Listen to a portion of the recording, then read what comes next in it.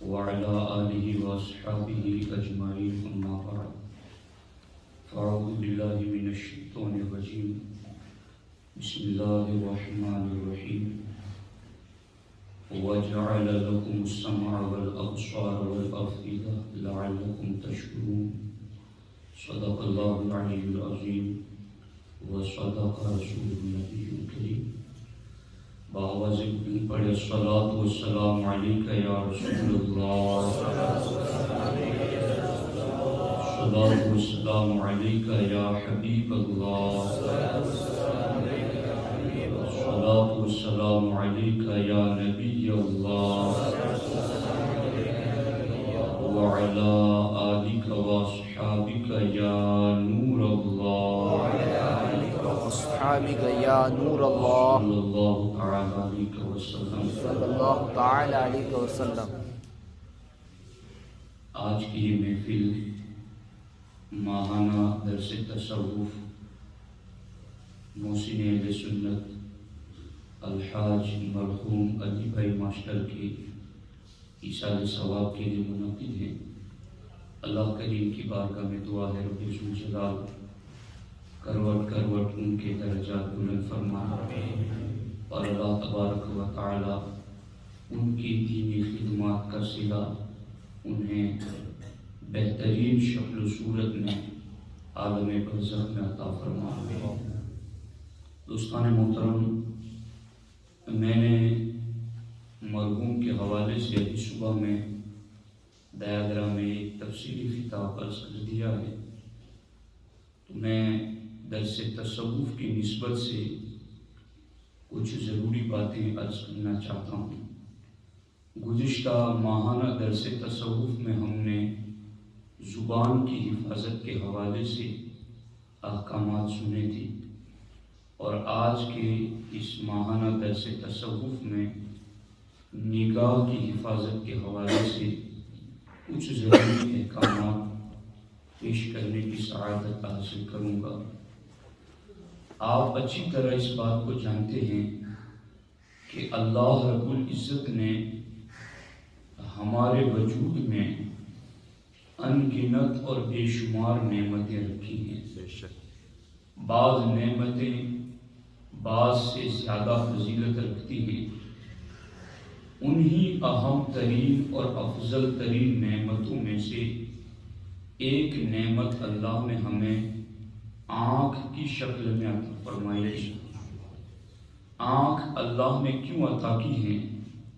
اللہ خود قرآن میں فرماتا ہے وَجَعَلَ لَكُمُ السَّمْعَ وَالْأَبْصَارَ وَالْأَفْئِدَةَ لَعَلَّكُمْ تَشْكُرُونَ۔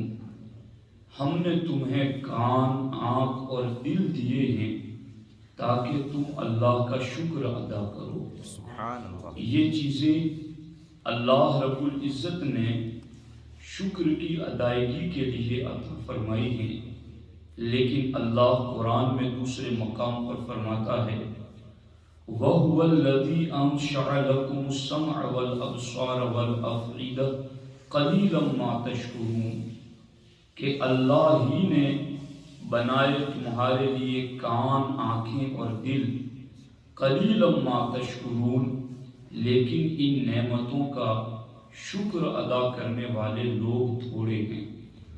آپ جانتے ہیں ایک شخص اپنے دوست کو دوپہر کی دھوپ میں سڑک کے کنارے دیکھتا ہے اور اس سے پوچھتا ہے کہ آپ نے اتنے خوبصورت چشمے کیوں پہن رکھے ہیں؟ اس نے بتایا کہ یہ سن گلاس ہے اور میں نے یہ دھوپ سے، گرمی سے بچنے کے لیے اور گرد و غبار اور مٹی سے بچنے کے لیے چشمے پہن رکھے ہیں۔ دیندار دوست نے نصیحت کرتے ہوئے کہا کہ اگر تم اپنی آنکھوں کو دھوپ کی گرمی سے، اپنی آنکھوں کو تم زمین کے ذرات سے، دھول سے اور گرد و غبار سے بچانے کی تدبیر کرتے ہو تو تم اپنی آنکھوں کو جہنم کی آگ سے بچانے کی بھی فکر کرو۔ تم اپنی آنکھ کو جہنم کی سلائیاں آنکھوں میں پھرا دی جائے اس سے بھی اپنی آنکھوں کی حفاظت کی فکر کرو۔ ان آنکھوں کے اندر جہنم کی آگ بھر دی جائے، اس سے بھی اپنی آنکھوں کی حفاظت کرو۔ دوست نے پوچھا کہ بھلا وہ چیز کیا ہے جس کی وجہ سے آنکھوں میں جہنم کی آگ بھر دی جائے؟ تو اس نے کہا کہ جب بندہ بد نظری کرتا ہے، جب بندہ بے حیائی کرتا ہے، جب بندہ اللہ کی حرام کی ہوئی چیزوں کو دیکھتا ہے، تو سرکار دو عالم صلی اللہ علیہ وسلم نے فرمایا ہے کہ قیامت کے دن ایسے بندے کی آنکھوں میں جہنم کی آگ کی سلائیاں پھیر دی جائیں گی اور اس کی آنکھوں میں جہنم کی آگ بھر دی جائے گی۔ آج آپ دیکھیں، امام قرطبی رضی اللہ تعالیٰ عنہ تفسیر قرطبی میں لکھتے ہیں کہ بد نگاہی کرنا یہ ایک ایسی چیز ہے کہ دل کی طرف بد نگاہی کرنے سے گناہوں کا بہت بڑا دروازہ کھل جاتا ہے۔ یعنی آدمی جب آنکھوں سے دیکھتا ہے تو آنکھیں اس کے دل تک میسج پہنچاتی ہیں، آنکھیں اس کے دل تک ایک پیغام پہنچاتی ہیں، خوبصورتی ہے، حسن ہے، جمال ہے، اور پھر یہ پیغام آنکھیں دل تک پہنچاتی ہیں، اور جب آنکھیں دل تک یہ پیغام پہنچاتی ہیں پھر دل پاؤں کو حکم دیتا ہے، پاؤں آگے بڑھتا ہے، ہاتھوں کو حکم دیتا ہے، ہاتھ آگے بڑھتے ہیں، اور پورا جسم پھر گناہ کی طرف بڑھتا چلا جاتا ہے۔ ہمارے آقا حضور سید المرسلین صلی اللہ تعالی علیہ وسلم نے اسی لیے ارشاد فرمایا فالعینان تزنیان، آنکھیں بھی زنا کرتی ہیں، وزناہما النظر، اور آنکھوں کا زنا ہے بد نگاہی کرنا۔ اور ہمارے آقا علیہ السلام نے فوراً فرمایا کہ جب بد نگاہی کے ذریعہ آنکھیں زنا کرتی ہیں تو پھر پورا جسم زنا میں مبتلا ہو جاتا ہے۔ پورا جسم کیسے زنا میں پڑتا ہے؟ ہمارے آقا فرماتے وَالْيَدَانِ تَزْنِيَانِ، جیسے ہی بد نگاہی کے ذریعہ آنکھیں زنا کرتی ہیں تو پھر ہاتھ بھی زنا کرتے ہیں۔ وَزِنَاهُمَا الْبَطْشُ، ہاتھوں کا زنا حرام کی ہوئی چیز کو پکڑنا ہے۔ وَالرِّجْلَانِ تَزْنِيَانِ، دونوں پاؤں بھی زنا کرتے ہیں۔ وَزِنَاهُمَا الْمَشْيُ، اور دونوں پاؤں کا زنا حرام کی طرف چلنا ہے۔ وَالنَّفْسُ تَمَنِّي وَتَشْتَهِي وَالْفَرْجُ يُصَدِّقُ ذَلِكَ أَوْ يُكَذِّبُهُ، ہمارے نبی علیہ السلام فرماتے ہیں پھر نفس تمنا اور خواہش کرتا ہے، اور آگے پھر نفس دل کی اس بات کو مان لیتا ہے۔ تو دوستو، آپ نے دیکھا کہ ہاتھوں کا زنا ہے پکڑنا، پاؤں کا زنا ہے چلنا، اور ہاتھوں کا زنا جو پکڑنا ہے، گرفت کرنا ہے، پاؤں کا زنا چلنا ہے، تو یہ سارے زنا کے جو دروازے کھلے ہیں وہ ایک بد نگاہی کی وجہ سے، کہ جب بندہ بد نگاہی کرتا ہے تو زنا کے دروازے کھل جاتے ہیں۔ آج تو انٹرنیٹ کی بلاؤں کی وجہ سے اور موبائل کی آفتوں کی وجہ سے نوجوان نسل، بچے ہو یا بچیاں ہو، آنکھوں کے زنا میں اتنی کثرت سے مبتلا ہے کہ الامان والحفیظ۔ دوستو، یہ پھر آنکھیں دیکھتی ہیں تو جذبات بھڑکتے ہیں اور پھر بندہ گناہ کی طرف چل نکلتا ہے۔ میں آپ کو بتاؤں کہ بد نگاہی کرنا یہ کتنا بڑا جرم اور کتنا بڑا گناہ ہے۔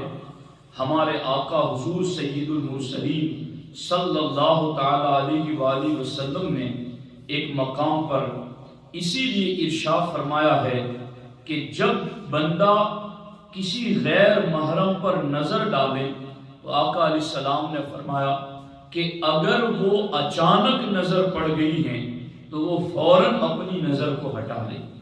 یہاں تک کہ آقا علیہ السلام نے اس کا یہ بھی علاج بتایا ہے کہ اگر اچانک نظر پڑ جائے اور دل میں تمہارے جذبات برانگیختہ ہو تو واپس آئے اور اپنی بیوی سے ملاقات کر کے پھر نکلے، تاکہ کہیں وہ گناہ میں نہ پڑ جائیں۔ تاکہ وہ کہیں زنا جیسی نحوست میں مبتلا نہ ہو جائے۔ کس قدر زیادہ شدید عذاب ہیں۔ ہمارے نبی حضور سید المرسلین صلی اللہ تعالی علیہ وآلہ وسلم ارشاد فرماتے ہیں کہ قیامت کے دن ہر آنکھ رو رہی ہوگی سوائے اس آنکھ کے جو اللہ کی حرام کی ہوئی چیزوں سے بچتی ہوگی۔ جس آنکھ نے اللہ کی حرام کی ہوئی چیزوں سے اپنی حفاظت کی ہوگی وہ آنکھ قیامت کے دن نہیں روئے گی۔ اور ہمارے آقا علیہ السلام فرماتے ہیں 3 شخص ایسے ہیں کہ جن کی آنکھوں کو اللہ جہنم دیکھنے سے پاک رکھے گا، ان کی آنکھیں جہنم نہیں دیکھے گی۔ ان 3 میں سے پہلی آنکھ اللہ کی راہ میں پہرا دینے والی آنکھ، خوف خدا سے رونے والی آنکھ، اور تیسرا اللہ کی حرام کی ہوئی چیزوں سے باز رہنے والی آنکھ۔ تو یہ آنکھ اگر اللہ کی حرام کی ہوئی چیزوں سے بچتی ہے تو اس آنکھ کو اللہ رب العزت کتنا بڑا کمال عطا کرتا ہے۔ غیر محرم عورت کو دیکھنا یہ تو بہت دور کی بات ہے۔ ہمارے صوفیہ اور علماء تو یہاں تک اس بارے میں احتیاط کرتے، حضرت سفیان ثوری رضی اللہ تعالیٰ عنہ فرماتے ہیں کہ ایک حمام میں جب آپ داخل ہوئے اور آپ کے پاس ایک خوبصورت لڑکا آیا تو آپ نے ارشاد فرمایا اسے مجھ سے دور کر دو، کیونکہ میں ہر عورت کے ساتھ ایک شیطان جبکہ ہر امرد یعنی خوبصورت بغیر داڑھی مونچھ کے لڑکے کے ساتھ 17 شیطان دیکھتا ہوں۔ تو یعنی ہمارے بزرگان دین اس طرح سے جو امرد بچے ہوتے بے ریش بغیر مونچھ داڑھی کے جو خوبصورت ہوتے ہیں ان سے بھی کس قدر پرہیز کیا کرتے تھے۔ امام احمد ابن حنبل رضی اللہ تعالیٰ عنہ کی خدمت میں ایک شخص حاضر ہوا اور اس کے ساتھ ایک خوبصورت لڑکا بھی تھا۔ حضرت امام احمد ابن حنبل نے اس سے پوچھا کہ یہ تمہارے ساتھ جو ہے وہ کون ہے؟ تو اس نے عرض کیا یہ میرا بھانجا ہے۔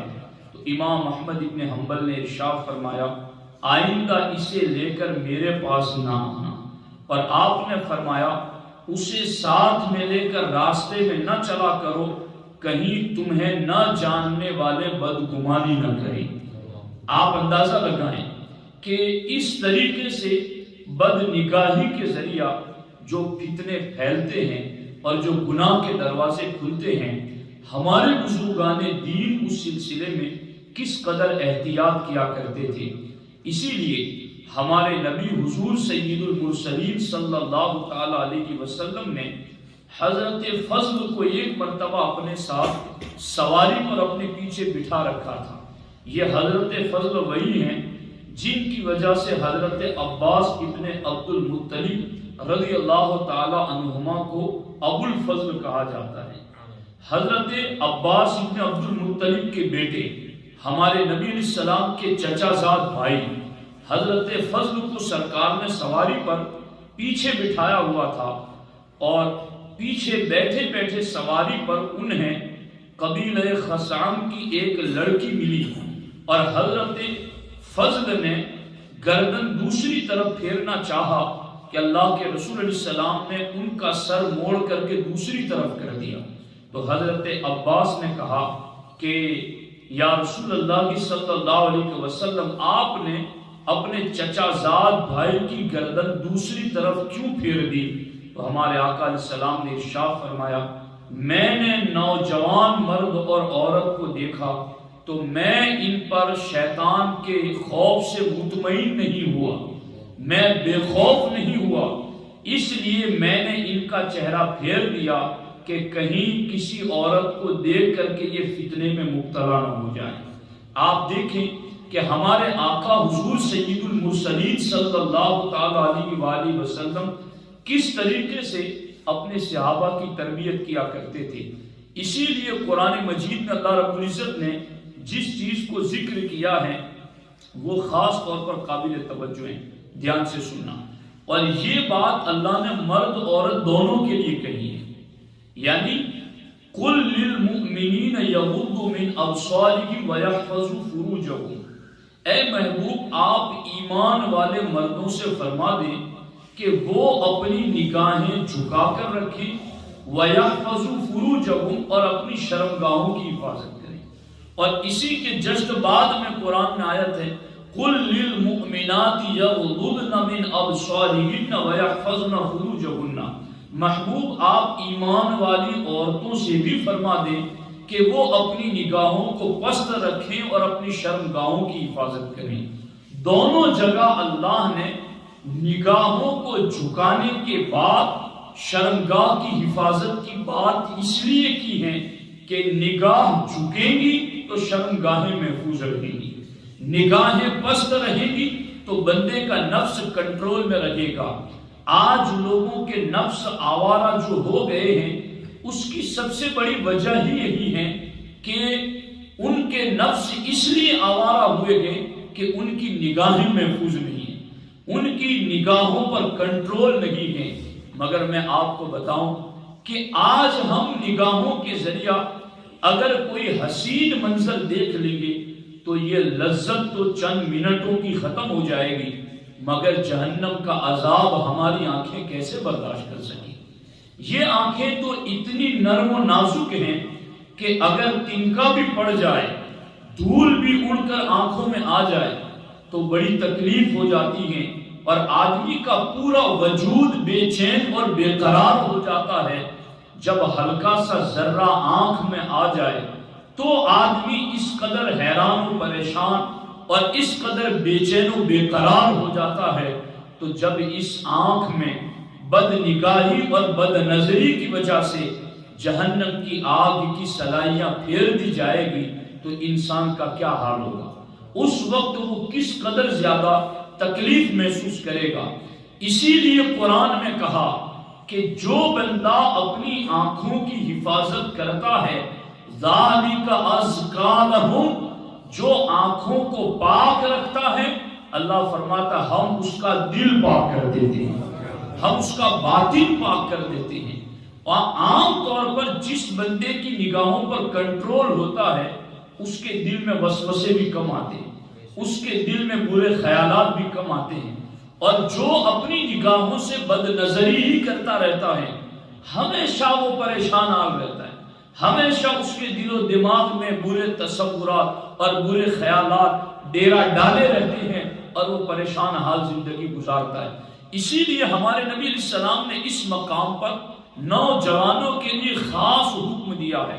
ہمارے آقا ارشاد فرماتے یا معشر الشباب من استطاع منکم الباء فلیتزوج فإنه اغض للبصر واحسن للفرج. ہمارے آقا علیہ السلام فرماتے اے جوانوں کی جماعت، تم میں سے جس کے پاس نکاح کرنے کی طاقت ہو فلیتزوج، تو وہ نکاح ضرور کر لے، اس لیے کہ نکاح کر لو گے اغض للبصر واحسن للفرج، تو نکاح کی وجہ سے تمہاری نگاہیں بھی محفوظ ہو جائیں گی اور تمہاری شرمگاہ بھی محفوظ ہو جائے گی. اور ہمارے آقا علیہ السلام نے فرمایا وَمَن لَمْ يَسْتَطِعْ، جس کے پاس نکاح کی طاقت نہیں ہے، یعنی مہر دینے کے پیسے نہیں ہے، بیوی کو مکان دینے کا اس کا خرچہ پانی اٹھانے کی طاقت نہیں ہے، تو ہمارے آقا علیہ السلام فرماتے ہیں فَعَلَيْهِ بِالصَّوْمِ، تو میں کہتا ہوں کہ وہ کثرت سے روزے رکھا کرے، وہ دن میں ہفتے میں کئی دن روزے رکھا کرے، اس لیے کہ روزے رکھنے سے بھی وہی فائدہ حاصل ہوگا جو نکاح کرنے سے فائدہ حاصل ہوگا. تو اب یہ نگاہیں چونکہ بھٹکتی کیوں ہیں، اس کی ایک بڑی وجہ یہ ہے کہ وقت پر نکاح نہیں ہوتے ہیں، اور نکاح نہ ہونے کے بہت سارے اسباب ہیں. لوگوں کو اللہ رسول کے فرامین پر کامل ایمان ہی نہیں ہے، اس لیے وہ وقت پر نکاح کرنے سے جان چھڑاتے ہیں کہ ابھی تو یہ غریب ہیں، ابھی یہ تنگ دست ہیں، ابھی ان کا کاروبار سیٹ کرنا ہے، ابھی یہ کرنا ہے وہ کرنا ہے، اور ہزاروں قسم کے ہیلے حوالے. انہیں نہیں پتا ہے کہ ہم ایک سنت سے اپنے بیٹے اور بیٹی کو روک رہے ہیں اور اس کی وجہ سے ہزاروں گناہ کے دروازے کھل رہے ہیں. تو یاد رکھو نکاح اگر عمر ہو چکی ہے اور استطاعت ہے تو ضرور کر لیں، اور اگر استطاعت نہیں ہے تو پھر روزے رکھا کریں، کیونکہ روزہ نفس کو توڑ دیتا ہے. روزہ نفس کو کمزور کر دیتا ہے، اور پھر روزے کی وجہ سے بندے کی نگاہوں کے اندر پاکیزگی اور حیا پیدا ہو جاتی ہیں۔ اس لیے اس چیز کی طرف توجہ دینا ضروری ہے۔ اب یہی تو اسلام کی ایک خوبی ہے کہ اسلام یعنی پوری دنیا، آج ہندوستان ہو یا سارے ممالک ہو، ساری دنیا زنا کی یہ سزا ہے، ریپ کی یہ سزا ہے، اور اگر کسی نے کسی عورت کو، لڑکی کو چھیڑ خانی کی تو اس کی یہ سزا ہے۔ ساری سزائیں انہوں نے لگا دی ہیں، مگر جن چیزوں کے اندر لوگ پڑ رہے ہیں، زنا میں، ریپ میں، چھیڑ خانی میں، کیا ان اسباب پر دنیا پابندی لگا رہی؟ کیا ان چیزوں کو دنیا روک رہی؟ آج جتنی بھی بے حیائی ہو رہی ہے فلموں کے ذریعہ اور غلط پکچروں کے ذریعہ، اخبار میں چھپنے والی غلط تصویروں کے ذریعہ، یا اسی طرح سے غلط فلمیں، اوریاں اور بے پردہ فلمیں چلانے کی، کیا یہ ساری چیزیں پرمیشن ان کو نہیں دی جا رہی ہے؟ یہ تو وہی ہے نا کہ درمیان دریا تختہ بندن کار گئی، باز می گوئی کے دامن تر مکن ہوشیار باش۔ یعنی تم نے بندے کو درمیان دریا، تم نے سمندر کے بیچ میں ایک بندے کو تختے سے گرا دیا اور پھر کہا دیکھنا تمہارا دامن بھیگنے نہ پائے، دیکھنا تمہارا دامن تر نہ ہونے پائے، تمہارا کپڑا آلودہ نہ ہونے پائے۔ تو جب تم نے اسے پھینک ہی دیا ہے پانی میں، تو اب اس کے کپڑوں کو گیلا ہونے سے بچا کون سکتا ہے؟ یہ ریپ، زنا، چھیڑ خانی اور عزتوں کا پامال ہونا، یہ سارا کچھ فلموں میں سکھایا جاتا ہے، یہ سارا کچھ سیریلوں میں سکھایا جاتا ہے، یہ سارا کچھ بلو فلموں میں دکھایا جاتا ہے، یہ سارا کچھ اخبار میں عورتوں کی اوریاں اور بے پردہ تصویریں چھاپنے سے ہوتا ہے۔ یہ ساری چیزیں بھی سامنے رکھ دی، اور ان ساری چیزوں کو اپنانے کے لیے انٹرنیٹ کی سہولتیں اور اس طرح کی ساری چینلیں، اور اس کو اوپن کر دیا گیا، کھلی اجازت ہے۔